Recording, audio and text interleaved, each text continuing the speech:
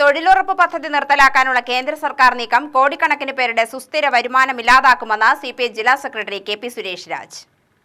വിപണി വിലവർദ്ധനവിന് ആനുപാതികമായി തൊഴിലുറപ്പ് വേതനം വർദ്ധിപ്പിക്കണമെന്നും NREG വർക്കേഴ്സ് ഫെഡറേഷൻ AITUC ജില്ലാ സമ്മേളനം ഉദ്ഘാടനം ചെയ്ത കെ.പി. സുരേഷ് രാജ് പറഞ്ഞു.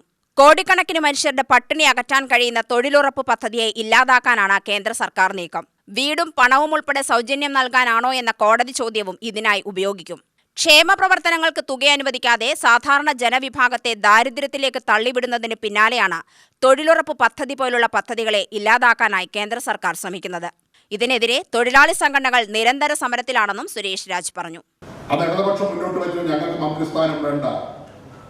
ഞങ്ങൾക്ക് വേണ്ടത് ഈ രാജ്യത്തെ ഗ്രാമീണ മേഖലയിലെ തൊഴിലാളികളുടെ ജീവിത സുരക്ഷിതത്വമാണ്.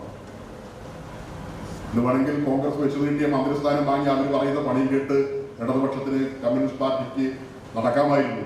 മന്ത്രിസ്ഥാനം കിട്ടിയ മതി. ഈ കാലഘട്ടത്തിൽ മന്ത്രിസ്ഥാനത്തിനൊക്കെ വലിയ പ്രാധാന്യമുണ്ട്. അപ്പൊ നമ്മുടെ നേതാക്കന്മാർ പറഞ്ഞു, ഇടതുപക്ഷം പറഞ്ഞു, കമ്മ്യൂണിസ്റ്റ് പാർട്ടി പറഞ്ഞു, ഞങ്ങൾക്ക് മന്ത്രിസ്ഥാനത്തേക്കാൾ പ്രധാനം ഈ രാജ്യത്തെ ഗ്രാമീണ മേഖലയിലെ ജനങ്ങളുടെ ജീവിതം സുഗമമായി മുന്നോട്ട് പോകാൻ ഒരു നിയമം ഉണ്ടാക്കണം. ആ നിയമം ഉണ്ടാക്കുന്നതിന് വേണ്ടിയാണ് ഞങ്ങളുടെ പിന്തുണ. അല്ലാതെ ഞങ്ങൾക്ക് മന്ത്രിസ്ഥാനം വേണ്ട. ആ നിയമം ഉണ്ടാക്കുന്നത് ഉറപ്പ് നിങ്ങൾ തരുമോ? അപ്പൊ അധികാരത്തിൽ വരാതെ കോൺഗ്രസ് നിൽക്കാൻ പറ്റില്ല. അത് കോൺഗ്രസ് പറഞ്ഞ് ഞങ്ങൾ തയ്യാറാണ് ആ നിയമം ഉണ്ടാക്കാൻ.